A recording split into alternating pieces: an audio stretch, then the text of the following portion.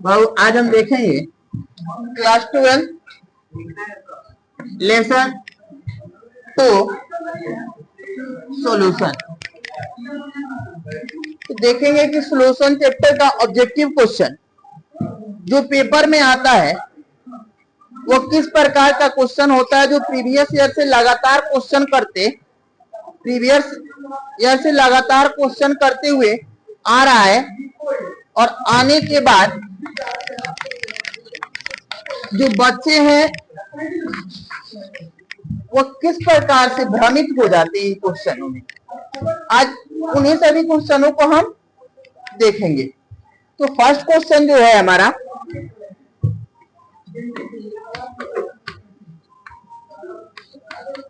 विलियन का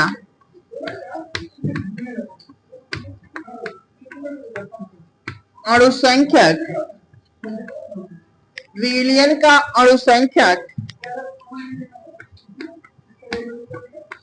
गुणधर्म का उदाहरण है। पहला देखेंगे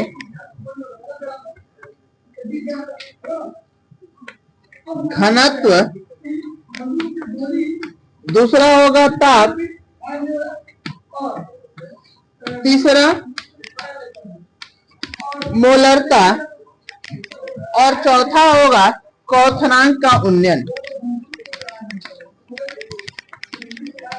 क्वथनांक का उन्नयन। अब बात कर रहे हैं बाबू कि विलियन का अणुसंख्यक गुणधर्म का उदाहरण है। तो अब देखेंगे कि विलियन का अणुसंख्यक गुणधर्म जो ताप पे घनत्व पे निर्भर करता नहीं है, ताप से उसको कुछ लेना देना नहीं है, मोलरता से भी उसको कुछ लेना देना नहीं है।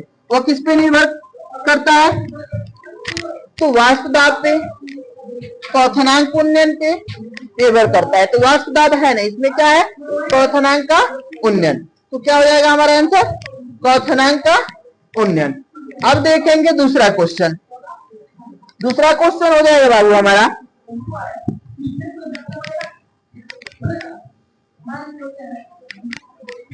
कि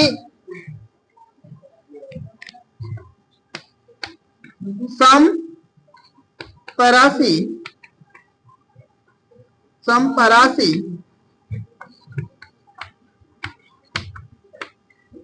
विलियन किसके बराबर होता है? समपरासी विलियन जो होता है वह किसके बराबर होता है? ए मोलरता, बी मोल प्रभाज, सी मोलरता, और डी हो जाएगा हमारा बाबू, डी नंबर ऑप्शन हो जाएगा मोलर सांद्रण।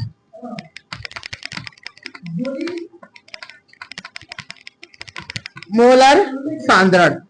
तो समपरासी विलियन जो होता है वो किसके बराबर होता है? मोलर सांद्रण के बराबर होता है। समपरासी विलियन मोलर सांद्रण के बराबर होता है। थर्ड क्वेश्चन देखेंगे। थर्ड क्वेश्चन जो है हमारा,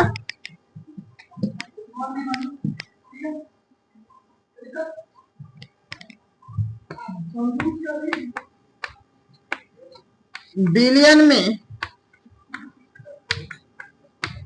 जिस अवयव की मात्रा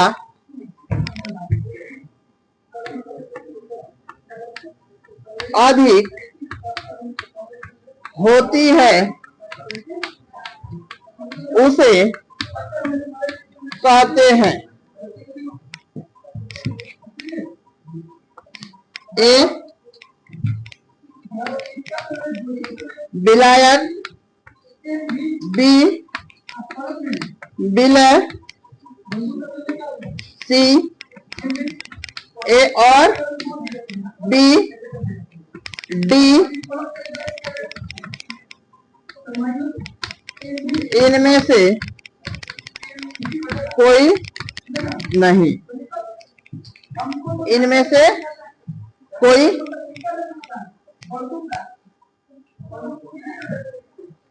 इनमें से कोई नहीं। अब देखेंगे वो बिलियन का बात कर रहा है, तो बिलियन के कंपोनेंट का बात कर रहा है। तो बिलियन का कंपोनेंट जो होता है, बिलियन का कंपोनेंट कौन कौन से कंपोनेंट होते हैं?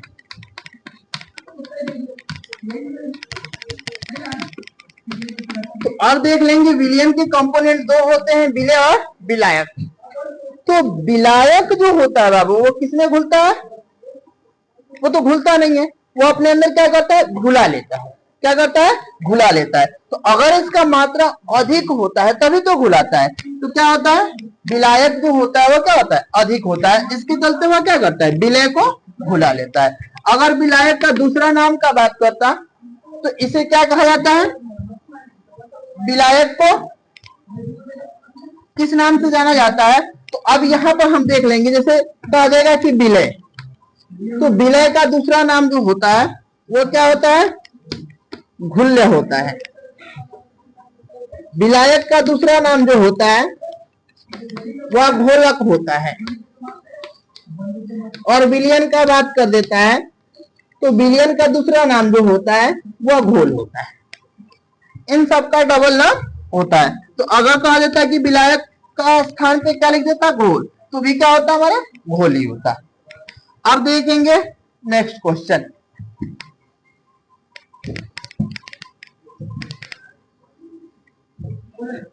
नेक्स्ट क्वेश्चन में है हमारा बाबू,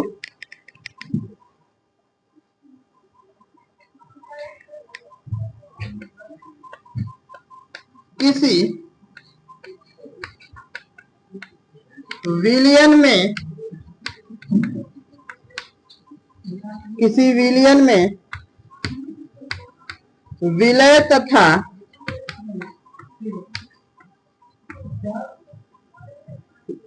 विलायक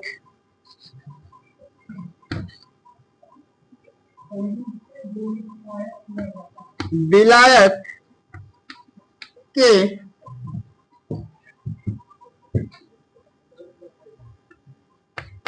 मोल प्रभाज का योग होता है।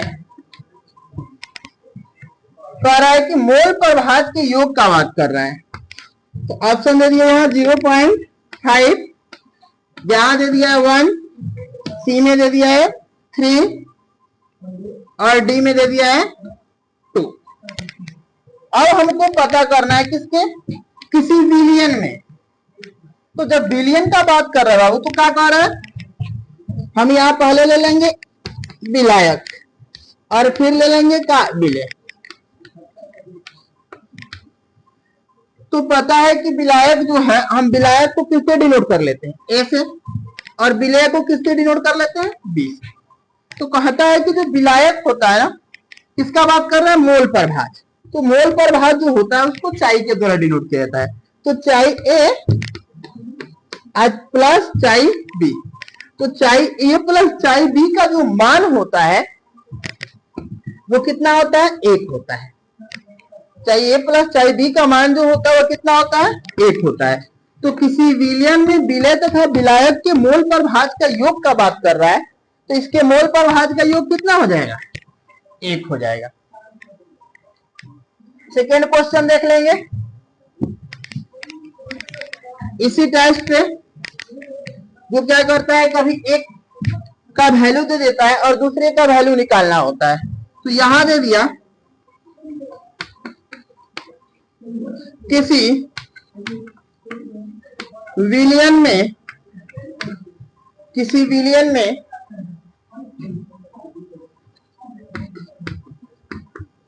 विलायक का मोल प्रभाज 0.6 है तो विलय का मोल प्रभाज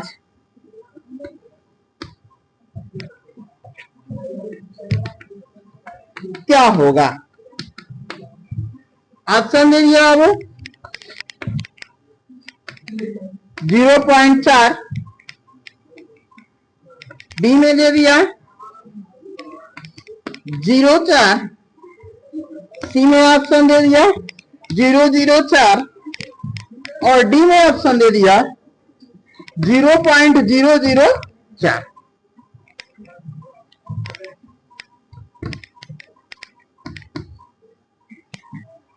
अब देखेंगे, अभी इस पे हम क्वेश्चन बनाए थे अभी कि किसी विलयन में विलायक का मोल प्रभाज, विलायक का मोल प्रभाज क्या दिया हुआ है तो सोल्यूशन में देख लेंगे इसको। विलायक का मोल प्रभाज, विलायक का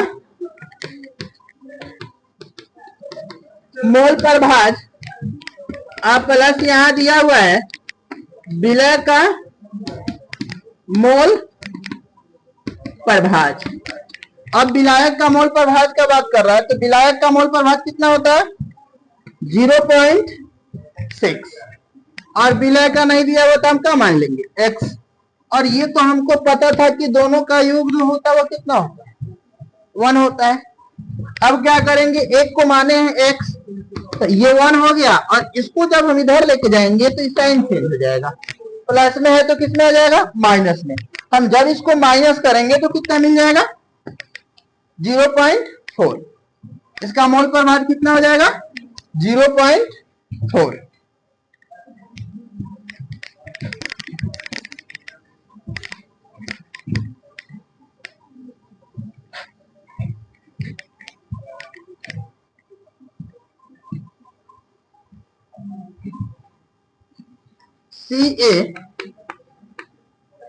CaNO3 का 1/2 गुणांक क्या होगा? देखिए बाबू, प्रीवियस ईयर का क्वेश्चन है, अगले साल ये क्वेश्चन आया हुआ था। यहां दे दिया ऑप्शन ए 1, बी में दे दिया 2, सी में दे दिया 3 और डी में दे दिया 4। हम क्या करेंगे 1/2 गुणांक यहां से निकाल लेंगे, आसानी से निकल जाएगा कि 1/2 गुणांक जो होता है वह किस प्रकार से निकाला जाता है। अब देखेंगे कि इसमें एलिमेंट जो है कितने हैं। क्या बाबू Ca यानी कि कैल्शियम कितना है 1, NO3 यानी कि नाइट्रेट कितना है 2, दोनों को जोड़ दो कितना हो गया 3। तो इसका 1/2 गुणांक क्या हो जाएगा 3, इसका 1/2 गुणांक क्या हो जाएगा 3। उसके बाद से नेक्स्ट क्वेश्चन देखेंगे।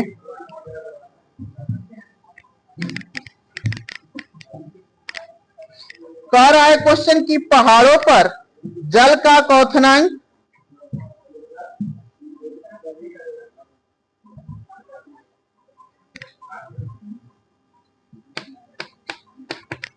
पहाड़ों पर जल का क्वथनांक होता है, यानी कि पहाड़ के ऊपर जल का क्वथनांक जो होता है वो कैसा होता है।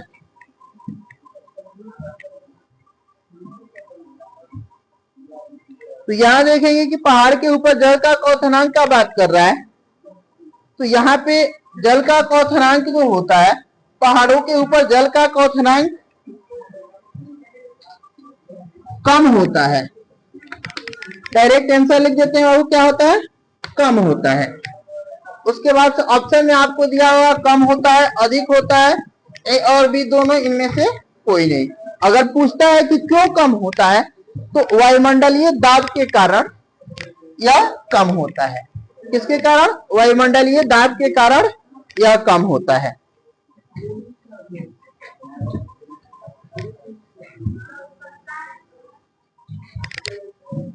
देखेंगे यहां पे शुद्ध जल का पीएच मान होता है 6, बी में हो जाएगा 7.2, सी में हो जाएगा 7 और डी में हो जाएगा 7.9। तो शुद्ध जल जो होता है उसका पीएच मान कितना होता है बाबू? तो शुद्ध जल का पीएच मान कितना होता है? 7 होता है।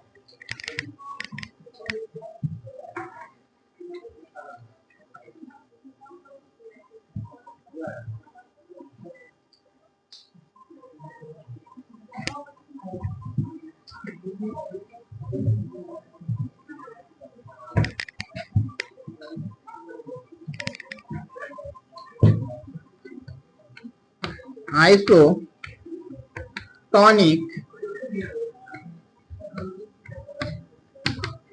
सॉल्यूशन, आइसोटोनिक सॉल्यूशन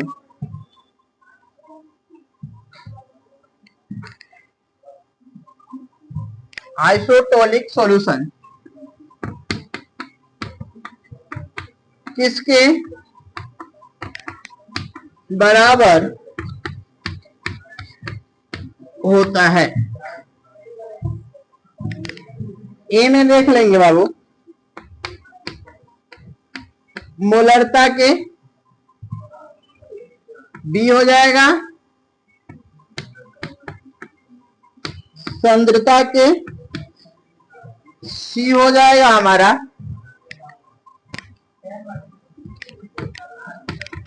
प्रासरणी दाब और डी इनमें से सभी। तो कह रहा है कि आइसोटोनिक सॉल्यूशन जो होता है वो किसके बराबर होता है?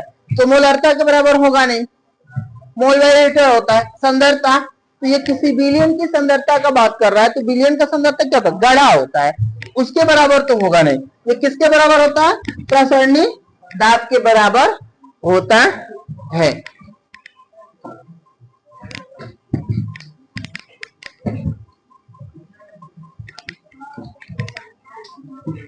अब देखेंगे बाबू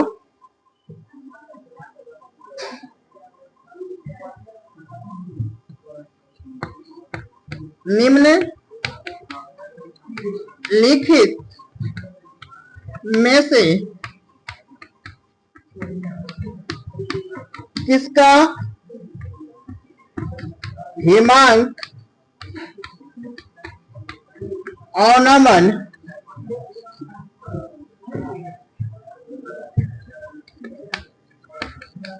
अधिक होता है? NaCl, B KCl, C K2SO4 और D CaSO4। यानी बात कर रहा है sodium chloride, potassium chloride, potassium sulphate और कैल्शियम सल्फेट। तो देखेंगे बाबू कि यहां जो होता है ना हिमांक अवनमन सबसे अधिक जो होता है वो किसका होता है? K2SO4 का हिमांक अवनमन जो होता है वो सबसे अधिक होता है। नेक्स्ट क्वेश्चन हमारा है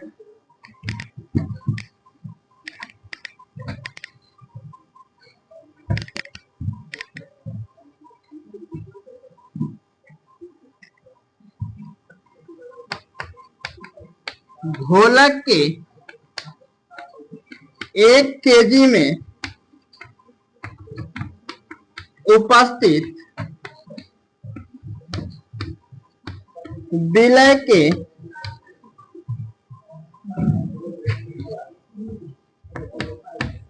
मोलो की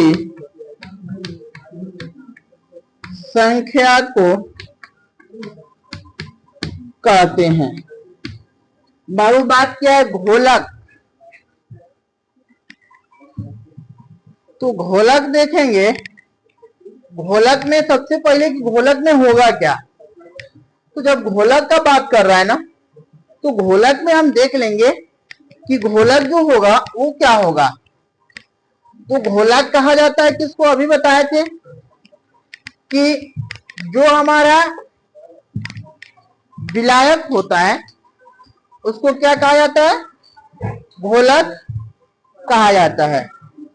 जो विलायक होता है उसे क्या कहा जाता है? घोलक कहा जाता है। तो यहां पर बात कर रहा है घोलक का, तो ये किस में आ जाएगा? मोललता। क्या हो जाएगा? उत्तर जो होगा इसका मोललता हो जाएगा। ऑप्शन दिखा देंगे, ए मोललता, बी मोललता, सी मोलांश, डी जो होगा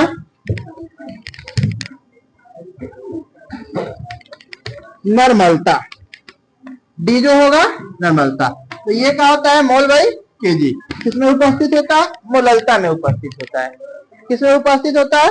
मोललता में उपस्थित होता है। आप देख लेंगे बाबू।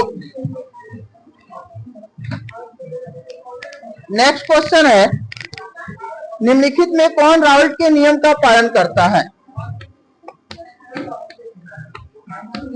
निम्नलिखित में कौन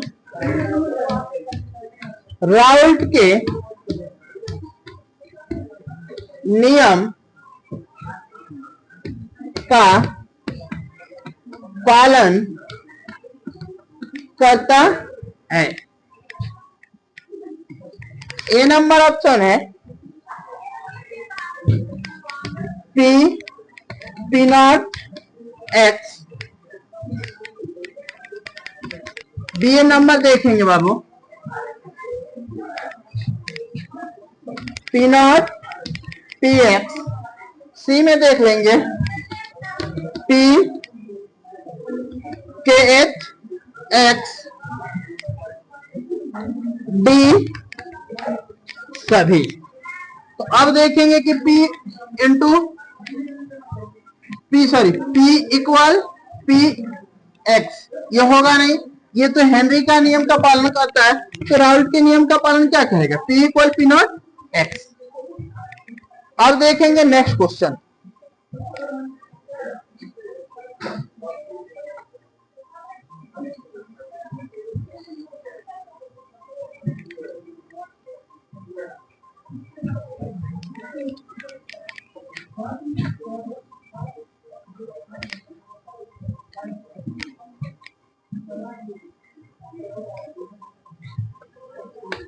दो द्रवों का एक मिश्रण जो स्थिर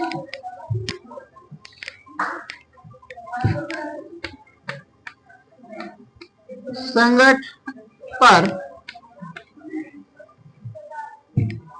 उबलता है,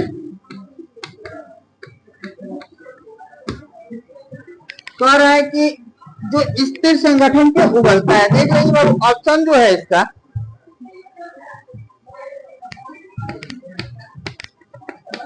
हिमांक मिश्रण, बी जो है हमारा ए जो एजोट्रॉप, सी जो है क्वथनांक, और डी जो है दाब। अब कह रहा है दो द्रवों का एक मिश्रण जो स्थिर संगठन पर उबलता है। किस पे उबलता है? एजोट्रॉप पे जो होता है ना। दो द्रव जो होते हैं उनके मिश्रण क्या होते हैं? एक ही साथ उबलने लगते हैं। किस पे? ये जो टॉप पे।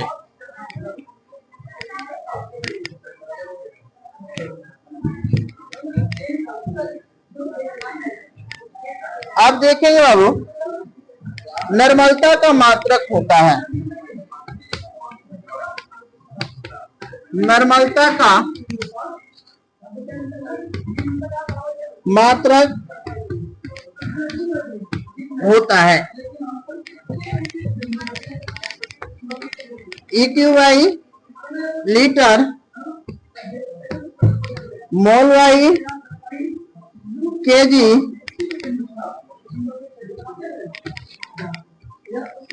मोल बाई लीटर, और डी में हो जाएगा सभी। तो कहा जाता है कि ये तुल्यांकी की भार जो होता है उसका अनुपात किसके बराबर होता है? लीटर के बराबर। तो क्या हो जाएगा? AQ by litre. अब देख लेंगे मोलरता।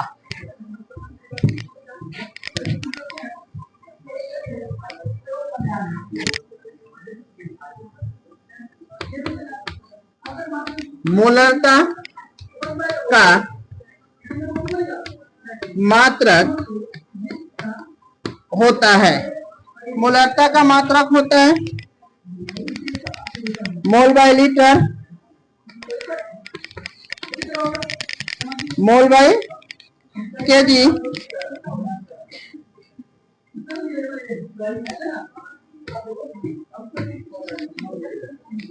ए और बी दोनों, और फोर कोई नहीं। तो देख लेंगे कौन है मोलरता का मात्रक का बात कर रहा है। तो मोलरता का मात्रक क्या होता है? मोल बाई